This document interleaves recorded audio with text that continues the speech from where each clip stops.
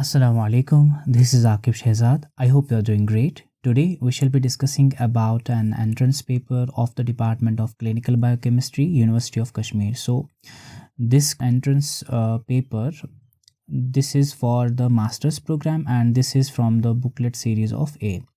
So this paper has total of 60 questions and which has to be completed under 70 minutes. आपके पास 70 minute है और 60 questions complete करने हैं.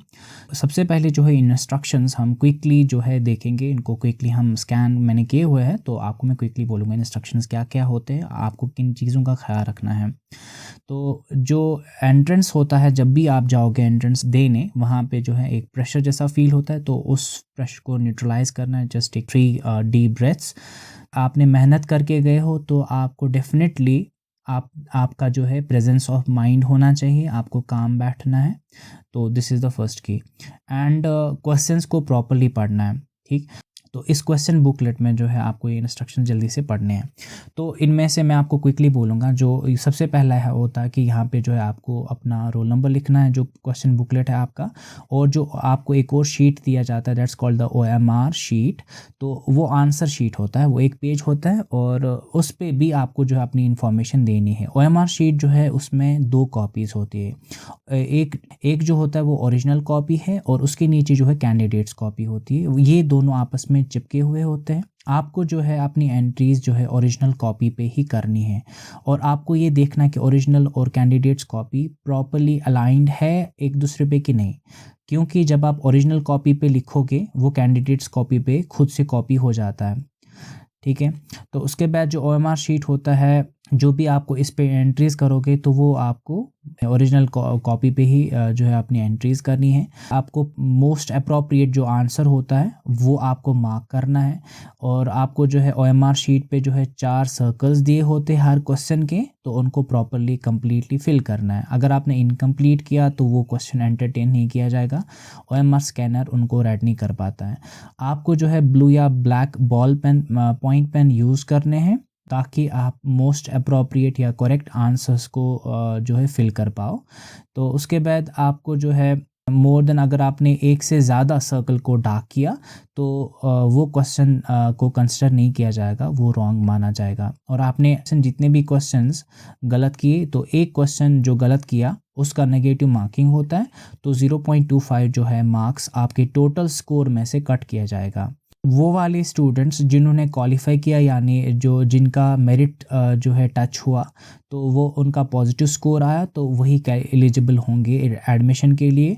तो आप OMR शीट पे स्ट्रे मार्क्स नहीं कर सकते. कैलकुलेटर, मोबाइल फ़ोन्स अलाउड नहीं है.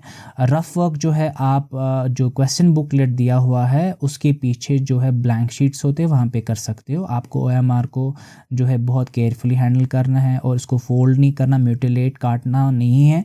तो OMR शीट जो है उसको इन्वेजिलेटर का सिग्नेचर लेना है और खुद का भी सिग्नेचर साथ रखना है. और जब आप लास्ट में आपने जो है टाइम ख़त्म हो गया, आपने आंसर सारे फिल किए, तो आपको जो है OMR शीट को आपका इन्वेजिलेटर आपको उन 2 पेजेस को, ओरिजिनल कॉपी को और कैंडिडेट्स कॉपी को अलग अलग करेगा, तो आपको कैंडिडेट्स कॉपी दी जाएगी. Okay, before starting, I must tell you that the answers I provide here from the official key from the university of Kashmir, यानी इनकी जो है ऑफिशियल की, वहीं से इनके आंसर्स हम यहाँ पे जो है इनको इन क्वेश्चंस का देंगे. So let's begin with the question. First we have is which of the following compound contains both ionic and covalent bond. इनमें से आपको बोलना है कौन सा कंपाउंड है जिसमें दोनों टाइप के जो है बॉन्ड्स होंगे, कोवेलेंट भी और आयनिक भी. तो हम ऑड वन आउट भी खेल सकते हैं यहाँ पे. मीथेन जो है CH4, कार्बन और हाइड्रोजन ऑलमोस्ट सेम इलेक्ट्रोनेगेटिविटी, यानी यहाँ पे हाइड्रोजन जो है, यहाँ पे आयनिक बॉन्ड का कॉन्सेप्ट नहीं आता. हाइड्रोजन बॉन्ड में तो कोई हो ही नहीं सकता, ये तो सिंपल हाइड्रोजन एटम है. पोटेशियम साइनाइड या पोटेशियम क्लोराइड में थोड़ा बहुत फ़र्क है. क्लोराइड थोड़ा बहुत इलेक्ट्रोनेगेटिव है, पोटेशियम जो है इलेक्ट्रोपॉजिटिव है. बट पोटेशियम साइनाइड जो है इसमें कार्बन और nitrogen is very electronegative. So this is the most appropriate answer. तो पोटेशियम साइनाइड इसका आंसर है, क्योंकि उसमें CN भी है और पोटेशियम भी है। Now the question 2 we have is the substance that can act as both oxidising as well as reducing agent, यानी वो दोनों ऑक्सीडेशन भी करना चाहिए, रिडक्शन भी करना चाहिए। तो इसका जो आंसर है वो है sodium nitrate. Okay, NaNO2. So which of the following, question third we have, which of the following interaction is the weak and non-specific attractive force? पहली बात weak होना चाहिए। ओके, पहली बात weak होना चाहिए। आयनिक इंट्रैक्शन जो है ये जो है कंपैरेटिवली जो है स्ट्रॉन्ग इंट्रैक्शन है, तो ये वीक इंट्रैक्शन नहीं कंसिडर किया जा सकता है। हाइड्रोफोबिक वीक है, थोड़ा भी उसको छोड़ देते। वैंडरवॉल वीक है, कोवेलेंट जो है वो वीक नहीं है। तो पहले ही दो आउट हो गए। अब हाइड्रोफोबिक इंट्रैक्शन जो है या वैंडरवॉल इंट्रैक्शन जो है, इनमें से दो को हम देखेंगे। हाइड्रोफोबिक इंट्रैक्शन जो है हाइड्रोफोबिक मॉलिक्यूल्स के बीच में होता है, तो स्पेसिफिक टाइप का इंट्रैक्शन होगा। बट जब वैंडरवॉल इंट्रैक्शन होता है it's non specific interaction, so van der Waal interaction is the right answer. Question 4 we have the amino acid that has the largest number of rotatable bonds in the side chain, यानी जिसकी side chain जितनी लंबी होगी उसमें उतने ज़्यादा bonds होंगे, उसमें उतने ज़्यादा रोटेशन पॉसिबल है। अब टायरोसिन जो है साइक्लिक होता है, तो इसमें नहीं है। प्रोलीन में नहीं है, हिस्टिडीन में नहीं है। प्रोलीन तो रिजिड माना जाता है, हिस्टिडीन में नहीं है। लाइसिन जो है वो सबसे इसमें जो है सबसे लेंथी जो है कार्बन वो हाइड्रोजन CH2 वाली चेन है, तो lysine is the most appropriate answer. Okay, तो which of the following are called the non sugars? Non sugar इनमें से कौन से हैं? ठीक है, तो पॉलीसेकेराइड जो है इनको जो है नॉन शुगर्स माना जाता है because they are large enough. तो इसमें जो है सिंगुलैरिटी का कॉन्सेप्ट नहीं देखा जाता है, तो polysaccharides are basically called the non sugars. The carboxyl group of each fatty acid, हर फैटी एसिड का जो कार्बोक्सिल ग्रुप है is join to glycerol through. Okay, glycerol और फैटी एसिड्स, ये लेक्चर हमने किए हुए हैं। फैटी एसिड्स पे ग्लिसरॉल के साथ वो कांटेक्ट में जब आते तो कौन सा बॉन्ड बनाते हैं? हाइड्रोजन बॉन्ड तो नहीं बनाते, वो आयोनिक बॉन्ड भी नहीं, वैंडरवॉल बॉन्ड भी नहीं, वो सिंपल एक covalent bond that's called the ester linkage बनाते हैं वो, तो that's a type of covalent bond. Okay, question 7 we have is the deficiency of vitamins that are responsible for scurvy and pellagra. तो ये सिंपल, स्कर्वी जो है वो मुंह में जो छाले पड़ते हैं ना, या प्लेग्रा जो है अर्ली वो एडोलसेंस आ जाना, तो वो एक डिजीज़, जैसे वो पा मूवी वहाँ वो हुई है, उसमें वो पेलेग्रा का कॉन्सेप्ट। तो विटामिन B3 जो है नियासिन, तो अगर आपको वो पता है कि विटामिन B3 से होता है पेलेग्रा, तो आपका हो गया। क्योंकि एस्कॉर्बिक एसिड तो तीनों क्वेश्चंस में सेम है, तो question C is the most appropriate answer. Okay, the question 8 we have is the complete biologically active conjugated enzyme is called, यानी biologically active भी हो और वो conjugated enzyme है। conjugate enzyme यानी एंजाइम जो है वो कभी कभी जो है उसको एक और पार्टनर की ज़रूरत है, उसको जिसको हम कोफैक्टर या कोएंजाइम कहते हैं। तो जब वो कोएंजाइम जो है अलग चीज़ है, फिर जो जिस एंजाइम को कोएंजाइम की नीड उसको हम एपो एंजाइम कहते हैं। अब जब इसको कोएंजाइम मिल गया तो वो कंप्लीट बन जाता है और इसको कंजुगेटेड एंजाइम कहते हैं ना। जब वो कंप्लीट हो जाता है उसको हम हॉलो एंजाइम टोटल कहते हैं। ओके, क्योंकि हर एक अगर हम हर एक क्वेश्चन पे देखेंगे, हर एक क्वेश्चन पे पूरा एक लेक्चर बन सकता है, इसीलिए क्योंकि हम यहाँ पे जो है एंट्रेंस पेपर का जो है सीधे आंसर्स देख रहे हैं plus with some a little bit explanation. So let's move ahead. तो क्वेश्चन 9 हमारे पास है, enzymes are sensitive to pH, यानी पीएच के वो सेंसिटिव होते हैं, यानी पीएच चेंज करा तो एंजाइम की एक्टिविटी चेंज हो जाती है, एंजाइम पे असर पड़ता है। This pH dependence is due to, जो पीएच डिपेंडेंस है एंजाइम की, ये क्यों है? The structure of the active site, जो एक्टिव साइट का स्ट्रक्चर है उसकी वजह से शायद है। The structure of the enzyme, enzyme के स्ट्रक्चर की वजह से है। Presence of the charged amino acids at the active site, this is the most appropriate answer. जो एक्टिव साइट होती है अगर वहाँ पे इसको चार्ज्ड यानी नेगेटिव या पॉजिटिव चार्ज वाले अमाइनो एसिड्स है, पीएच चेंज हुआ तो उनकी चार्ज चेंज हो जाएगी, उनकी चार्ज चेंज हो जाएगी तो एक्टिव साइट जो है वो लेस एक्टिव हो जाएगी, यानी वो सबस्ट्रेट के साथ वो प्रॉपर्ली बाइंड नहीं कर पाएगा। The inhibitor that binds only to the enzyme substrate complex is uncompetitive inhibition. ठीक है, ये अनकम्पिटिटिव जो है इनहिबिटर उसको हम कहते हैं, जो सिर्फ और सिर्फ जो है एंजाइम सबस्ट्रेट कॉम्प्लेक्स जब बने तब वो वाला इनहिबिटर जो है बाइंड कर सकता है। Okay, now question 11 we have is number of carbon dioxide and NADH molecules released during Krebs cycle. जब Krebs cycle TCA cycle वगैरह जब वो कंप्लीट हो जाता है तो वहाँ से हमें कितने कार्बन डाइऑक्साइड या वहाँ से कितने मॉलिक्यूल जो है, this is the informative question. तो सिंपल इसका आंसर है 2 कार्बन डाइऑक्साइड और 3 NADH nicotine amine adenine dinucleotide. Okay, तो ये वाले जो है 3 निकलेंगे, कार्बन डाइऑक्साइड जो है 2 निकलेंगे। The question 12 we have is haemolytic anaemia is caused by the deficiency of which of the following enzyme. कौन से एंजाइम की डिफिशियंसी से हिमोलिटिक एनीमिया हो जाता है? हिमोलिटिक एनीमिया क्या होता है? हिमोलिटिक एनीमिया एक एनीमिया है जिसमें जो है हीमोग्लोबिन की या खून की कमी हो जाती है। ये कब होता है? जब आरबीसी की लिसिस हो जाती है। कब होती है? खुद से हो जाती है। क्यों हो जाती है? Because of the deficiency of some enzyme. Okay, this is an informative question. अब किस एंजाइम की डिफिशियंसी से ये हिमोलिटिक एनीमिया हो जाता है, हिमोलिसिस हो जाती है? So this is a informative question. Glucose 6 phosphate dehydrogenase is the right answer. ना हमारे पास क्वेश्चन 13 है, beta oxidation of palmitic acid. 16 carbon fatty acid है ये। जब इसकी बीटा ऑक्सीडेशन हो जाती है यानी फैटी एसिड्स भी हमें एनर्जी देते हैं, बल्कि वो एनर्जी रिच होती है in comparison to that of the carbohydrate. Fats हमें ज़्यादा एनर्जी देते हैं। अब एक फैटी एसिड है पामिटिक एसिड, जब इसकी जो है बीटा ऑक्सीडेशन हो जाएगी, हाइड्रोलिसिस हो जाएगी, तो पामिटिक जो पामिटोइल कोएंजाइम है 7 कोएंजाइम ए प्लस किए, इसको 7 FAD ऐड किए, 7 NAD ऐड किए, 7 वाटर मॉलिक्यूल। तो ये रिएक्शन को कंप्लीट करना हमें। For the oxidation of 16 carbon atom fatty acid the complete reaction is, कौन सी इसमें से कंप्लीट रिएक्शन है? अगर आपको ये पता होगा या अंदाज़ा होगा कि हमें हाइड्रोलिसिस करानी है, वाटर को यूज़ कराना है, वाटर को यूज़ कराना है, वाटर को यूज़ कराएंगे तो वाटर तो रिएक्शन के बाद बचेगा ही नहीं। इसका मतलब ये जो आपके पार्ट आंसर्स है, ये वाला क्वेश्चन गलत है, ये वाला आंसर गलत है और ये वाला भी गलत है। So the answer, the most appropriate और the right answer will be 8 acetyl coenzyme जो है हमें बनेंगे, क्योंकि जो एसिटाइल कोएंजाइम है उसमें 2 कार्बन होंगे। तो 16 कार्बन्स के जब हम दो वाले कार्बन वाले जो है निकालेंगे एसिटाइल, तो 8 निकलेंगे। और 7 FAD डाले, फ्लैविन एडेनिन डाइन्यूक्लियोटाइड, तो 7 बनेंगे। तो 7 NAD डाले तो 7 NADH बनेंगे। तो ये H कहाँ से आए? ये आए वाटर से, तो वाटर को यूज़ किया हुआ जाना चाहिए। तो 13 का सी पार्ट आंसर है। Now a disease, the enzyme that is deficient in children having Lesch Nyhan syndrome.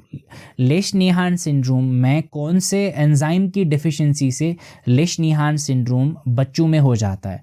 तो ये आपको यहाँ पे ये भी इंफॉर्मेटिव क्वेश्चन है। Hypoxanthine guanine phosphoribosyl transferase, HGPRT enzyme नाम है इसका, HGPRT। Okay, hypoxanthine guanine phosphoribosyl transferase.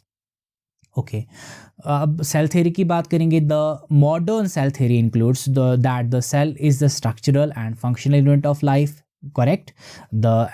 That all cells arise from the pre-existing cells, so omnicellular, acellular, correct? Energy flow occurs within cell and all the known living things are made up of one or more cells। यानी हर कोई living organism जो है वो एक या एक से ज़्यादा सेल से बना होता है, वो यहाँ इस सेल्स में एनर्जी फ्लो भी होता है, करेक्ट? तो ये सारे के सारे करेक्ट है, तो the right answer will be all of the above. Now 15 के बाद 16 क्वेश्चन हम देखेंगे।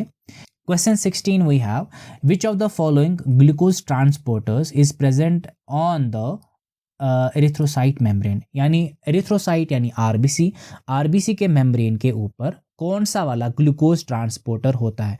ग्लूकोज ट्रांसपोर्टर्स को ग्लूट ट्रांसपोर्टर GLUT लिखते हैं हम। तो ये इसके जो है आइसोमर्स 4-5 है। फंक्शन तो सेम है, सेम काम करेंगे, बट जगहें जहाँ पे ये काम करेंगे वो अलग अलग है। जैसे हमारे पास जो ग्लूट 1 होता है वो RBCs में भी होता है, लिवर में भी होता है। ऐसे ग्लूट 2 भी लिवर में होता है। ग्लूट 3 जो है ये ब्रेन में होता है। ऐसे ग्लूट 4 भी होता है, वो एडिपोज टिश्यू या स्केलेटल मसल्स में होता है। ग्लूट 5 जो होता है ये इंटेस्टाइनल एपिथेलियम में प्रेजेंट होता है। हमें पूछा गया RBC पे कौन सा होता है, तो RBC पे ग्लूट 1 होता है। Question 17 we have is the signal sequence of the protein is cleaved by the signal peptidase in which of the following cell organelle। यानी जब प्रोटीन बनता है उसके साथ एक सीक्वेंस होती है, अमीनो एसिड का एक स्ट्रेच होता है, तो उसको एक सिग्नल पेप्टिडेस, एक एंजाइम जो है एक्ट करता है, उसको वो सिग्नल पेप्टिडेस सिग्नल ही काट देता है। तो ये बेसिकली जब हमारे राइबोसोम्स रफ एंडोप्लाज्मिक रेटिकुलम के ऊपर होते हैं, फिर जब वो हमारा पॉलीपेप्टाइड बन जाता है, एंडोप्लाज्मिक रेटिकुलम के ल्यूमेन में चला जाएगा, वहाँ पे उसको वो सिग्नल पेप्टिडेस चॉप करता है। तो this is the right answer. The stage at which the kinetochore spindle fibers pull the two kinetochores towards the opposite pole is। The question 18 we have is the stage at which the kinetochore spindle fiber pull the two kinetochore towards the opposite poles। ये cell division की बात है, वहाँ पे जो हमारे जो chromosomes होते हैं उनके ऊपर जो है बीच में वहाँ पे काइनेटोकोर अटैच होता है और स्पिंडल फाइबर जो है उस काइनेटोकोर के साथ अटैच हो जाते हैं।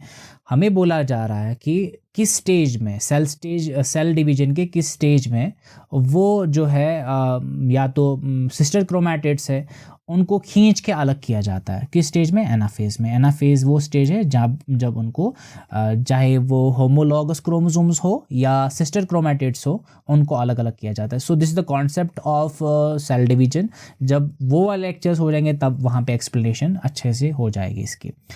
The major feature of B form of DNA are, जो ये है, ये वाला क्वेश्चन इसको मैंने पहले से हाईलाइट किया हुआ है। So this is a controversial question and it was cancelled, I don't know the reason. तो इसमें लिखा गया है the two long polypeptide strands are coiled around the central axis. This is the correct answer, क्योंकि ये जो है ना ये भी सही है, क्योंकि वहाँ पे पॉलीपेप्टाइड जो स्ट्रैंड्स होते हैं वो हेलिक्स बनाते हैं। Both the strands are wrapped in a right handed, B form होता है, यस उसमें जो है राइट हैंडेड जो है हेलिक्स होता है। The strands are anti parallel, यानी जो ये स्ट्रैंड होते हैं बी फॉर्म डीएनए के, यस वो दोनों जो है एंड फॉर्म, बल्कि सब में एंटी पैरेलल ही होते हैं। तो यहाँ पे कंट्रोवर्शियल था, इसीलिए इस क्वेश्चन को कैंसिल किया गया है।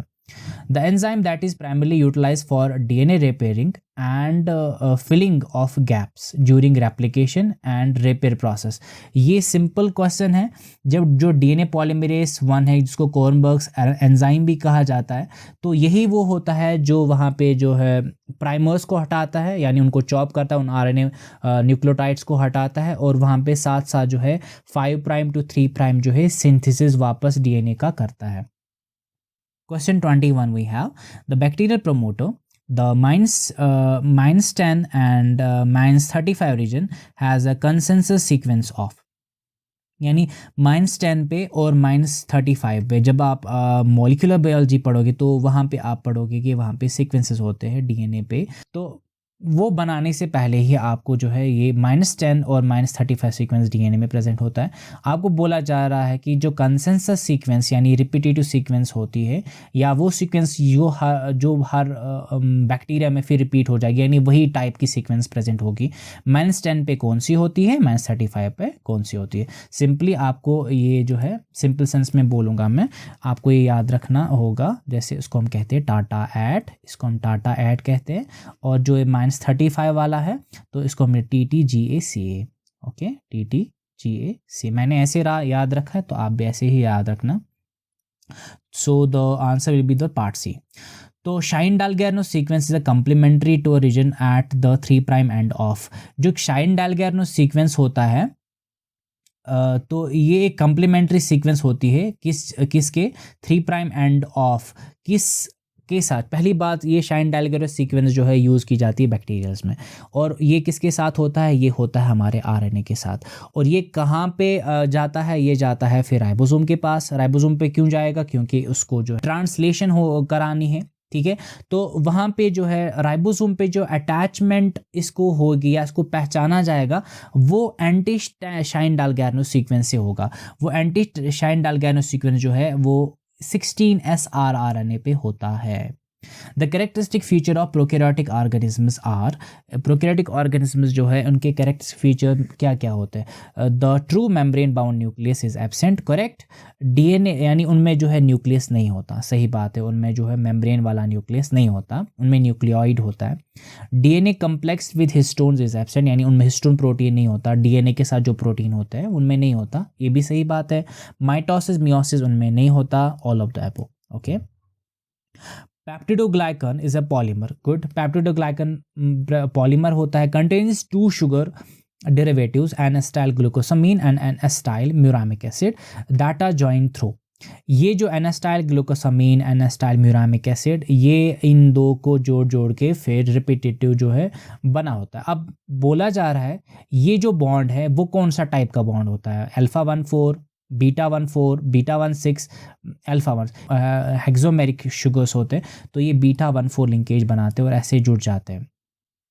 Question 25 we have is the nature of nucleic acid in coronavirus is COVID-19, तो single stranded RNA, simple informative question था। Question 26 we have is puromycin and antibiotic inhibitors protein synthesis by binding to। जो puromycin है एक antibiotic होता है, ये inhibit करता है प्रोटीन सिंथेसिस। कैसे करता है? जो हमारा राइबोसोम होता है, राइबोसोम पे जो कितनी साइट्स होती है, एक होता है पी साइट और ई साइट होता है और ए साइट होता है। हमें बोला गया किस साइट पे राइबोसोम पे बाइंड करेगा, ये बाइंड करता है हमारे ए साइट पे बाइंड करता है, okay. So the right answer will B A site of ribosome. Question 27 is the term antibodies was given by, ये जो टर्म एंटीबॉडीज था ये किसने दिया था? ये भी एक जो है इंफॉर्मेटिव क्वेश्चन है, एमिल वॉन बेरिंग ने दिया था। Choose the correct match of the following antibodies. Antibodies का जो है मैचिंग करनी है। मैचिंग वाले क्वेश्चंस आप याद रखें सबसे आसान होते हैं, सबसे आसान। अगर आपको 4 ऑप्शंस में से आपको एक का भी पता है, मतलब आपका 50% क्वेश्चन हो जाता है। जैसे अगर हम इम्यूनोग्लोबुलिन एम की बात करेंगे, वो पेंटामर बनाता है। अगर आपको ये पता है कि वो पेंटामर बनाता है, यानी इम्यूनोग्लोबुलिन एम जो है आपस में 5 जुड़ जाते हैं, वो पेंटामर बनाते हैं। अगर आपको ये इतना सा पता है, ठीक है, तो आपका क्वेश्चन हो गया। क्योंकि देखिए आप डी के साथ 4, यानी यही एक पार्ट है जिसको डी के साथ 4 है, तो ये क्वेश्चन यहाँ से हो गया। अब अगर आपको ये भी पता है कि इम्यूनोग्लोबुलिन ए जो है सेक्रेटरी कंपोनेंट होता है, तो आपको क्वेश्चन जो है ए के साथ 3, ए के साथ जो है आप यहाँ पे 3 है, और ये क्वेश्चन तब भी हो जाता है, ठीक है। आपको ये जो मैचिंग वाले क्वेश्चन है सबसे आसान होते हैं। Exogenous antigen bind to which class of MHC major histocompatibility complex molecule, okay. तो एक्सोजीनस एंटीजन जो है वो हमेशा जो आप याद रखें मेजर हिस्टोकम्पैटिबिलिटी कॉम्प्लेक्स सेकंड के साथ बाइंड करता है। अगर एंडोजीनस एंटीजन यानी सेल के अंदर का एंटीजन होगा, वो मेजर हिस्टोकम्पैटिबिलिटी कॉम्प्लेक्स 1 के साथ बाइंड करेगा। So the question 30 we have is a patient with disease produces autoantibodies against the acetylcholine receptor present on the motor end plate of muscles is having। एक patient है, वहाँ पे जो है auto antibodies, उसकी बॉडी ने खुद के ही खिलाफ जो है एंटीबॉडीज़ बनाना जो है शुरू किया।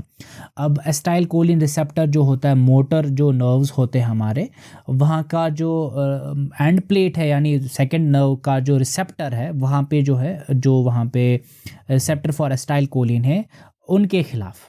अब जब एसिटाइलकोलिन रिसेप्टर ही बंद हो गए तो एसिटाइलकोलिन जो रिस्पॉन्स देता था वो ही ख़त्म हो गया, तो इससे जो है मसल्स में प्रॉब्लम होती है, तो मायस्थीनिया ग्रेविस हो जाता है, okay. So will be stopping here at the 30th question because this video is going to be very long then, तो हम 30 मिनट्स का ही सेशन रखेंगे। आगे हम और क्वेश्चन जो है इसके जो है पूरे 60 क्वेश्चन जो है डिस्कस करेंगे। सो thank you and happy learning. Thank you so much for joining me. If you enjoyed the video, please hit the like button, share this video with other students, subscribe to my channel, press the bell icon for sure. Thank you so much guys.